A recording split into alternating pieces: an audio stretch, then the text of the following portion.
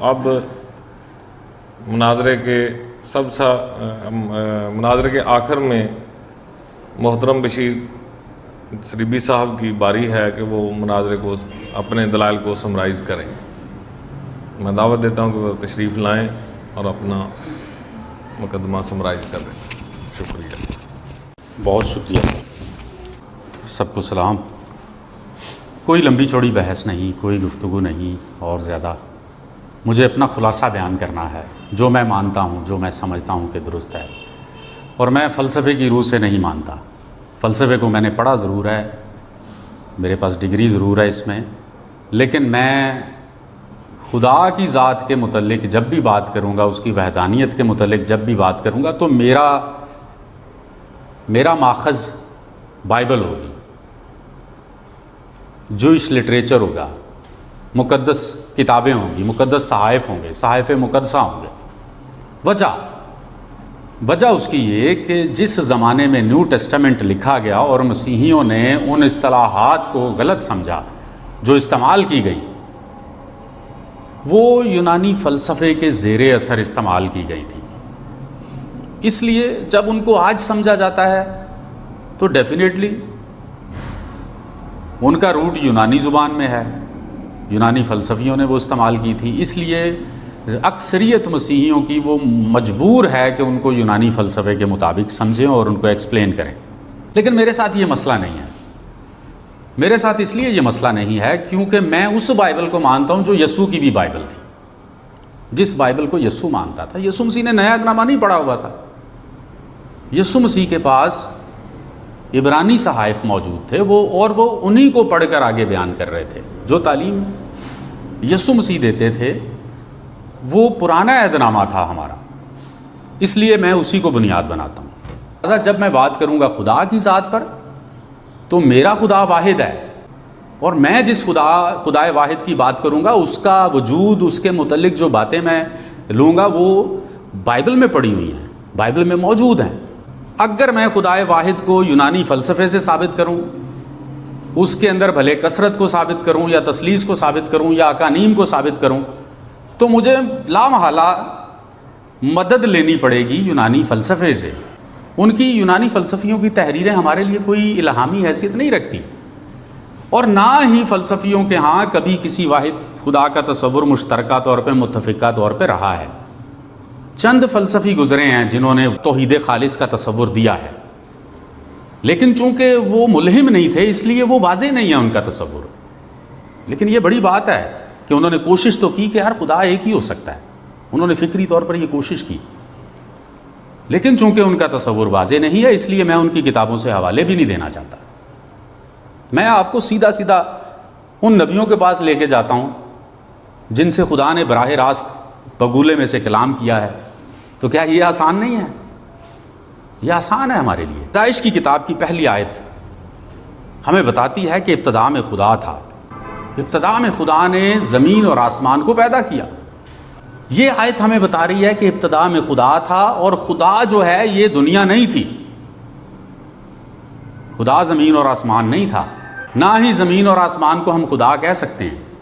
خدا الگ تھا، اور یہ زمین، آسمان، یہ مظاہر، یہ کائنات، یہ پہاڑ، یہ ٹیلے، یہ سمندر، یہ دریا، یہ درخت، یہ شجار، یہ جانور، یہ سب ان کا وجود الگ ہے.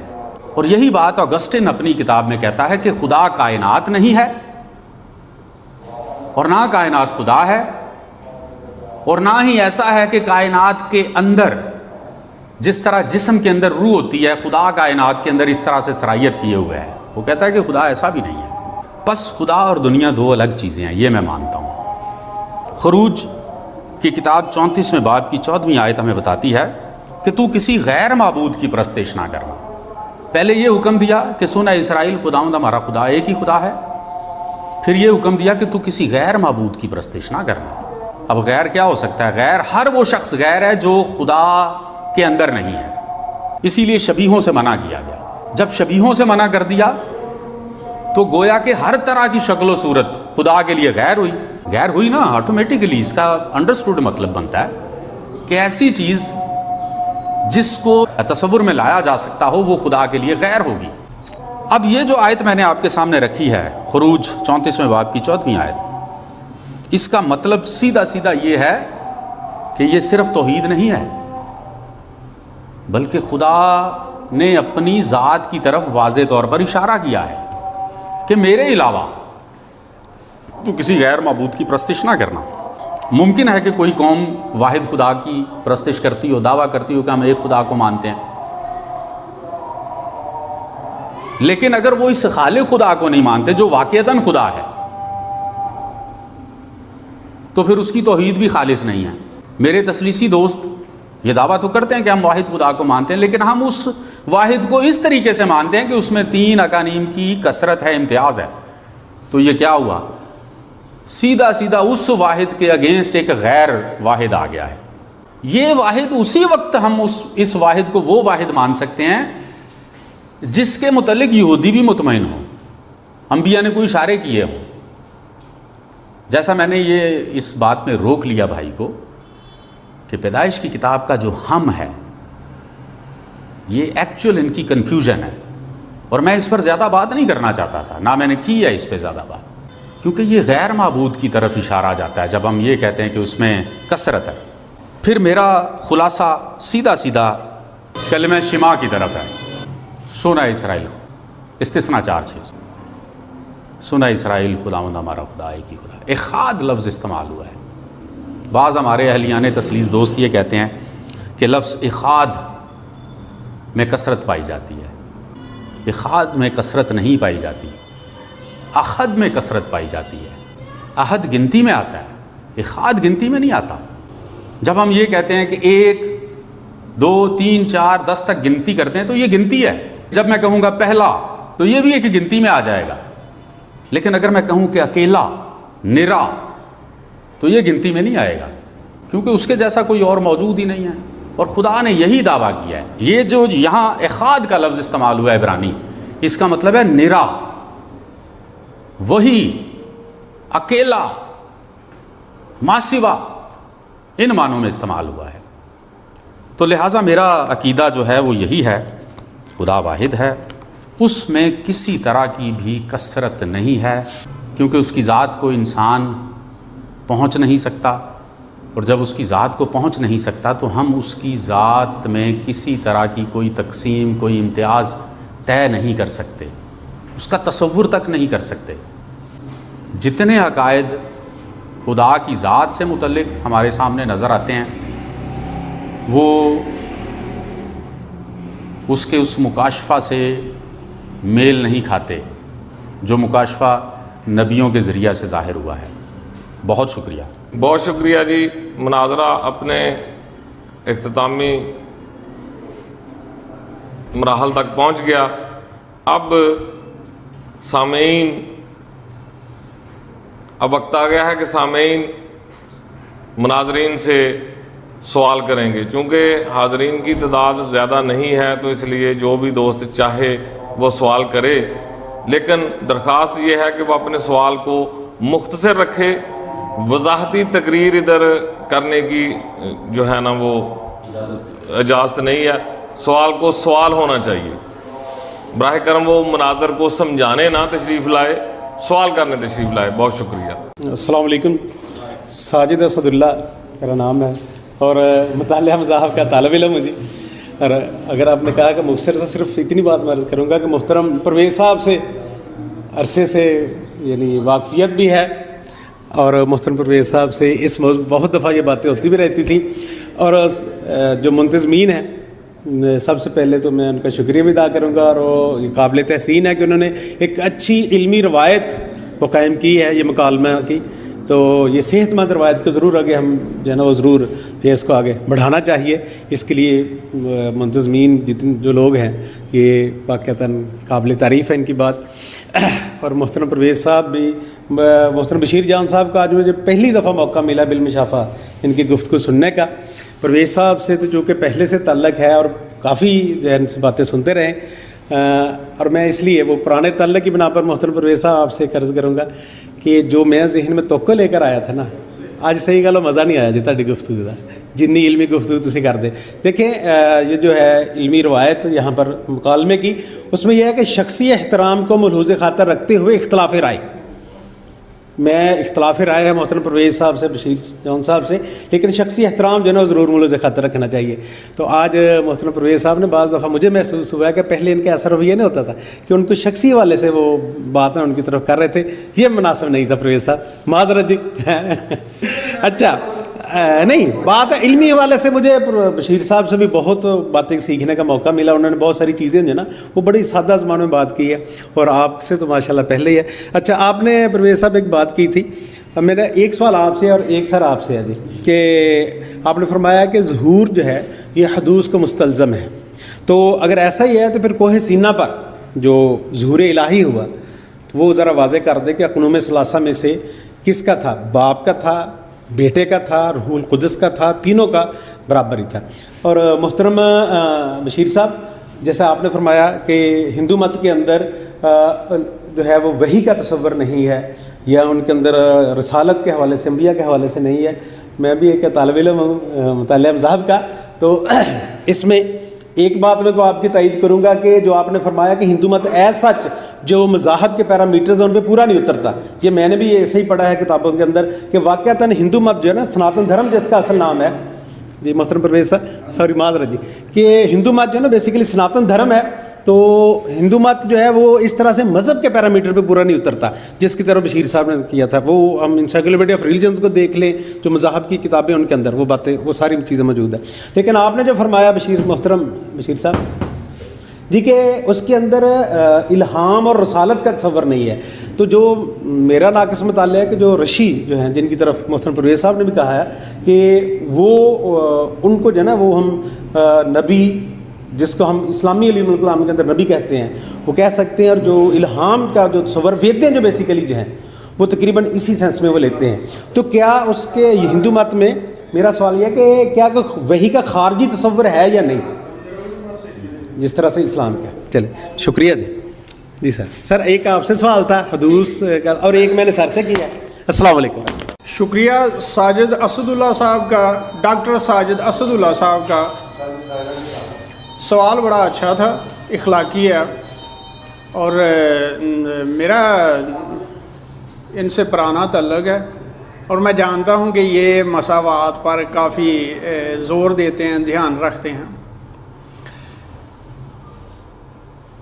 इन्होंने जो फरमाया है, या यूँ कह लें कि सवाल किया है कि मैंने ज़ातियात पर बहुत कलाम किया है। मेरा सवाल और मैंने निशानदेही की। चलें ठीक है, जो आपका पुराना पहला था ना, सही, हमारे इख्तिलाफ में बड़ा ज़बरदस्त होता था, लेकिन ऐसा अंदाज पहले नहीं था। फिर मैंने ये निशानदेही, सवाल मेरा वो है दूसरा ना कि ज़रूर के लिए सही, ठीक है। देखें, मैंने वो बात तो की थी कि खुदावंद यीशु मसीह ने फरमाया कि ना कभी तुमने बाप की आवाज़ सुनी और ना कभी सूरत देखी।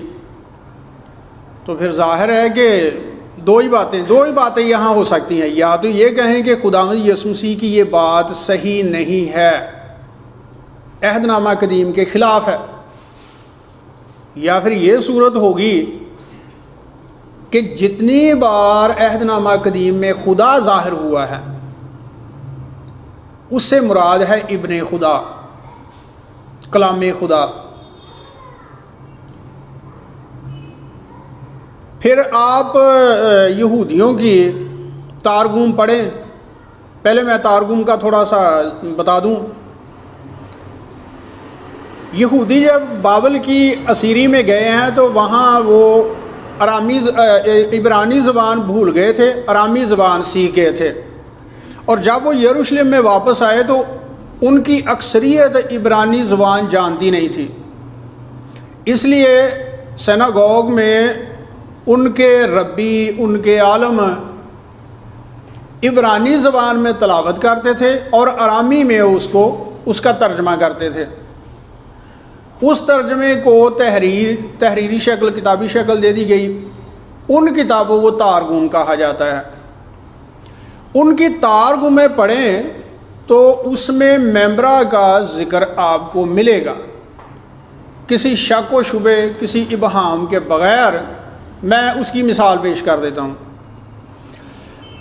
آپ جو بائبل مقدس پڑھتے ہیں یا عبرانی کا جو الفاظ ہیں وہ کچھ اس طرح کے ہیں، اردو میں وہ اس طرح کے ہیں. ابتدا میں خدا نے زمین و آسمان کو پیدا کیا، لیکن تارگوم میں لکھا ہے کہ ابتدا میں خداوند کے ممبرا نے کائنات زمین و آسمان کو پیدا کیا اور کریٹڈ پرفیکٹڈ الفاظ ہیں. اور یہ بات انجیل یوحنا سے اتنی میچ کرتی ہے، اتنی موافق ہے کہ آپ، اور میں بیان دکھا سکتا ہوں، میرے پاس نوٹ ہیں جو عالم کہتے ہیں کہ انجیل یوحنا کا آئیڈیا بت پرستوں سے نہیں یہودیوں سے آیا ہے. میں اس کی کمپیریٹیو ٹیبل پیش کرتا ہوں. تارگم میں لکھا ہے ابتدا میں خداوند کے ممبرا نے سماوات الارض کو خلق کیا، اور انجیل یوحنا میں لکھا ہے ابتدا میں کلام تھا، کلام خدا کے ساتھ تھا اور کلام خدا تھا. سب چیزیں اس کے وسیلہ سے پیدا ہوئیں، سب چیزیں اس کے وسیلہ سے پیدا ہوئیں.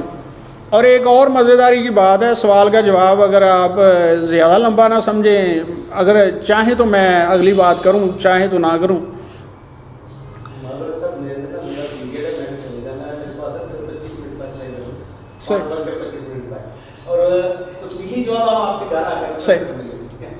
اچھا، فیلو آف الیگزینڈریا، اس کے بارے میں کہا جاتا ہے لوگوس کی اصطلاح اس نے استعمال کی، وہاں سے یوحنا رسول نے یا یوحنا نے استعمال کی، انجیل یوحنا نے استعمال کی.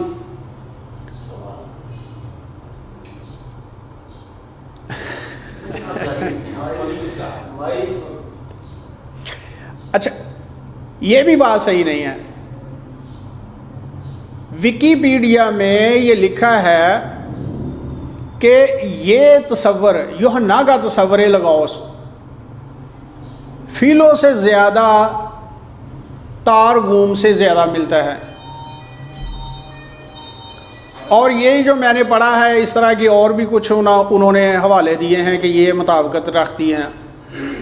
تو مطلب یہ ہے کہ یہودیت سے یہ سارا تصور آیا ہے. ایک بات میں اور عرض کر دوں، آپ کے سوال سے زائد ہے لیکن میں عرض کر دوں، یہودیت نے مسیحیت کے تعصب میں بہت کچھ بدلا ہے. یہودیوں کے پہلے تو میں جو واضح چیز ہے وہ پیش کر دوں. یہودیوں کی ایک کتاب ہے، اس کا نام ہے، انٹرنیٹ پر ہے، میں نے انٹرنیٹ سے ہی دیکھی ہے، وہاں سے پڑھی ہے، جوڈازم بلیفس. اس میں ایک جگہ لکھا ہے کہ تالمود میں یسوع نام کا ذکر تھا، پہلے ایڈیشن میں ذکر تھا لیکن اب ہم نے نکال دیا ہے کیونکہ اس کی وجہ سے کرسچن یہودیوں پر ظلم کے لیے جواز بناتے تھے اس کو. ایک بات یہ، دوسری بات یہ ہے کہ انہوں نے اعراب کا سہارا لے کر، آپ لوگ جانتے ہیں کہ عبرانی بائبل میں پہلے اعراب نہیں تھے، بعد میں یہودیوں نے اعراب لگائے اور انہوں نے اعراب کا سہارا لے کر بہت ترمیم کی ہے. اس کو تحریف کی ہے، تحریف مانوی کہہ سکتے ہیں. یعنی انہوں نے اپنی حدیثوں میں تحریف لفظی بھی کی ہے اور اپنی مقدس کتابوں تناخ میں تحریف مانوی بھی کیا. تحریف مانوی تو عام سی بات ہے، ہر فرقہ دوسرے سے مختلف ہے تو اس کا مطلب ہے کچھ نہ کچھ کرتا ہے. اختلاف اسی لیے پیدا ہوتے ہیں، تحریف مانوی ہوتی ہے. تحریف مانوی تو اتنی بڑی بات نہیں ہے. کہنے کا مطلب یہ ہے کہ یہودیوں نے مسیحیت کی مخاصمت میں بہت کچھ بدلا ہے، اپنا گویا دین ہی بدل دیا ہے. اس لیے بعض جگہوں پر عہد نامہ عتیق اور عہد نامہ جدید میں مطابقت محسوس نہیں ہوتی۔ ہاں ایک بات ہے، مسیحیوں نے بھی بیوقوفی کی ہے۔ وہ کیا کی ہے؟ یہودیوں نے اعراب لگائے یا ترجمہ کیا اور مسیحیوں نے اس کو ایکسیپٹ کر لیا، احتجاج نہیں کیا۔ یہ نہیں کہا کہ ہم بھی عبرانی جانتے ہیں، یہاں زیر نہیں زبر ہونی چاہیے، یہاں زبر نہیں زیر ہونی چاہیے، یہاں پیش نہیں ہونی چاہیے، یہ نہیں ہونا چاہیے۔ وہ انہوں نے ان کو وسیع میدان دے دیا کہ ٹھیک ہے جو کر سکتے ہو کر لو۔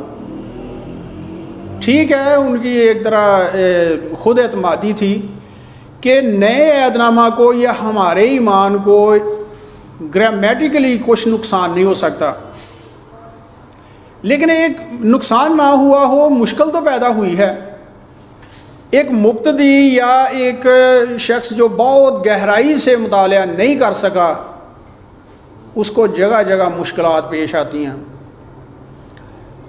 تو کہنے کا مطلب ہے کہ یہودیوں پر اعتبار کرنا، آنکھیں بند کر کے ان کو اصل اور مسیحیت کو، عجیب سی بات ہے۔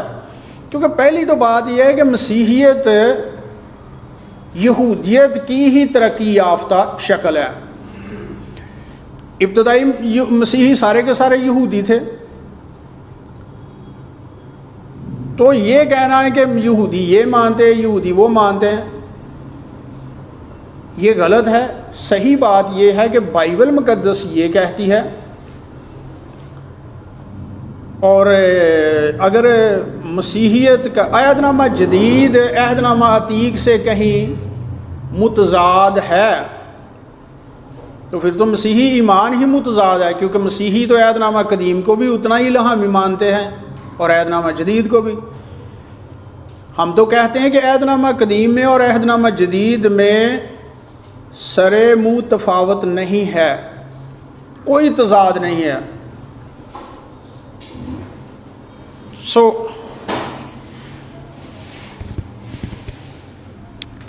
لے جی، خدا نے چاہا تو ہاں جی ٹھیک ہے ٹھیک۔ میرا یہ خیال ہے کہ ہندوازم میں خارجی الہام کا کوئی کنسیپٹ نہیں ہے۔ میرا جہاں تک محدود مطالعہ بھی ہو سکتا ہے، یہ آپ کہہ سکتے ہیں اسے، چونکہ آپ نے زیادہ اس میں تقابل ادیان میں زیادہ مذاہب کو پڑھا ہے، میں نے ذرا کم مذاہب کو پڑھا ہے، ضرورتاً پڑھا ہے، تو اس لیے میرے مطالعے کے مطابق ہندوازم میں خارجی الہام کی کوئی شکل و صورت موجود نہیں ہے۔ اب محترم انور صاحب تشریف لاتے ہیں۔ سب سے پہلے تو میں نا اپنے بھائیوں کو سلام کرتا ہوں۔ میں نے جتنی بھی یہ گفتگو سنی، اس پر مجھے سنتے سنتے سوال اٹھتے ہیں، سوال اٹھنے بھی چاہیے۔ بھائی بشیر کا موقف یہ ہے کہ ہم یہودیوں، ہمارا جو یہودی کانسیپٹ ہے نا، ہمارا جو ہے نا کتاب مقدس پر ہے۔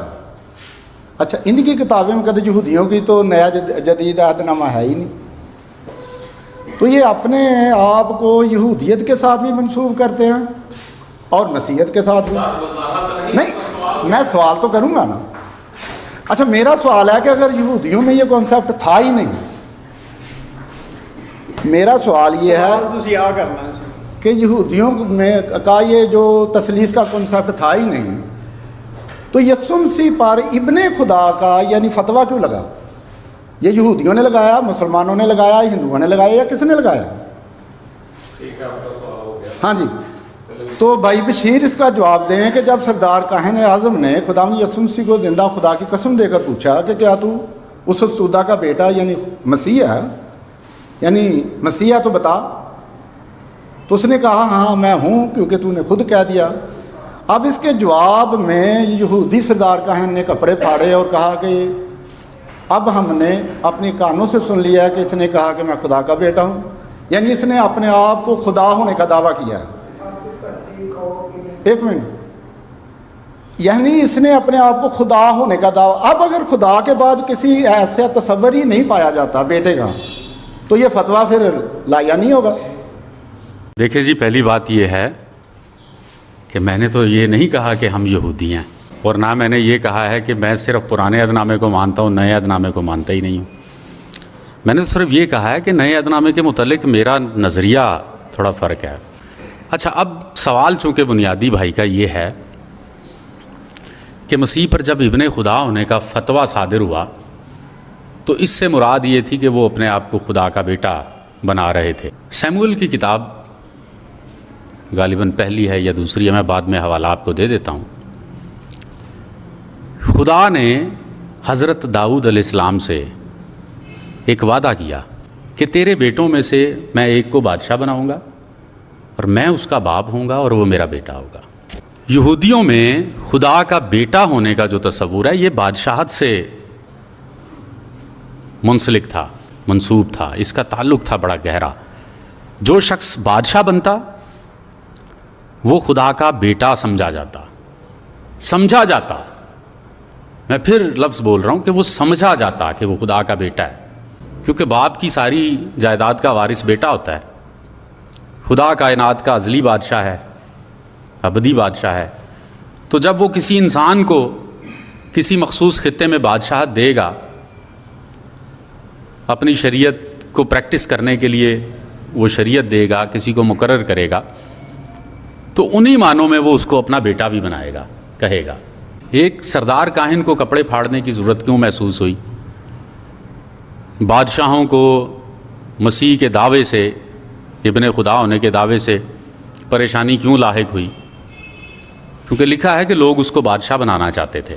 لوگ اس کو بادشاہ بنانا چاہتے تھے کیونکہ وہ بادشاہ بننے کا اہل تھا، اور بادشاہ بننے کا اہل ہونے کا مطلب یہ ہے کہ وہ اسرائیل کا حاکم ہونے کا اہل تھا، اور اسرائیل کا حاکم جو ہوتا تھا اس کا کنسیپٹ وہی ہے جو داؤد سے وعدہ کیا گیا تھا کہ میں تیرے بیٹوں میں سے ایک کو بادشاہ بناؤں گا اور اس کو اپنا بیٹا بناؤں گا اور میں اس کا باپ ہوں گا۔ یہ اس کا روٹ ہے، اوریجنل کنسیپٹ جو ہے جوڈائزم میں وہ یہی ہے کہ یہودیوں کا جو بادشاہ ہوتا تھا وہ خدا کا، گویا کہ خدا کا وہ بیٹا ہوتا تھا، اور اس کے علاوہ اس میں کوئی الوہیت کا تصور موجود نہیں ہے۔ السلام علیکم جی، میرا نام عبد الرحمن ہے۔ میرا سوال ایک تو ہے بشیر جان صاحب سے۔ بشیر صاحب، میرا سوال آپ سے یہ ہے کہ نئے عہد نامہ کی آتھرشپ کے بارے میں کوئی اتھنٹک کتاب کا نام بتا دیں۔ پرویز صاحب جو ہیں ان سے میرا سوال یہ ہے کہ توحید فی التثلیث اور تثلیث فی التوحید، اس کو مد نظر رکھ کر تناقض کی تعریف کر دیں۔ اور ایک گزارش ہے، یہ دو سوال ہیں دونوں سے۔ گزارش پرویز صاحب سے یہ ہے کہ آپ کے مسلمات کا علانیہ انکار کیا جا رہا ہے۔ پادری شفیق کمل صاحب نے علانیہ کہا ہے کہ موروثی گناہ کا عقیدہ ہمارا عقیدہ نہیں ہے۔ میں آپ سے گزارش کرتا ہوں کہ آپ ان کے ساتھ بھی گفتگو کریں، ایسا نہ ہو کہ آپ کے مسلمات ایک ایک کر کے لوگ انکار کرتے جائیں۔ سوال آپ سے یہ ہے پرویز صاحب سے کہ توحید فی التثلیث، تثلیث فی التوحید، اس کے پیش نظر آپ تناقض کی تعریف کرتے ہیں۔ ان سے سوال یہ ہے بشیر جان صاحب سے کہ نئے عہد نامہ کی آتھرشپ کے بارے میں کسی اتھنٹک کتاب کا نام بتا دیں۔ نئے عہد نامے کی آتھرشپ کے حوالے سے جو بحث ہے اس پر بہت کم علماء نے لکھا ہے، اور میں کسی کتاب کا فی الوقت تو نام نہیں دے سکتا۔ اس کی وجہ یہ ہے کہ بعض نام میرے ذہن میں موجود نہیں ہیں، بعض رائٹرز کے نام میرے ذہن میں موجود نہیں۔ اگر میں یہاں اناؤنس کرتا ہوں کوئی نام تو یہ ایک نامکمل تفصیل ہوگی یا معلومات ہوگی۔ ہو سکتا ہے کہ مطلب قاری جو ہیں یا جو سامعین ہیں وہ ایسی کتاب کو تلاش کرتے رہیں اور ان کو نہ ملے، تو میں آپ کو بعد میں کچھ کتابوں کی فہرست، جی میں آپ کو کچھ کتابوں کی فہرست دے دوں گا۔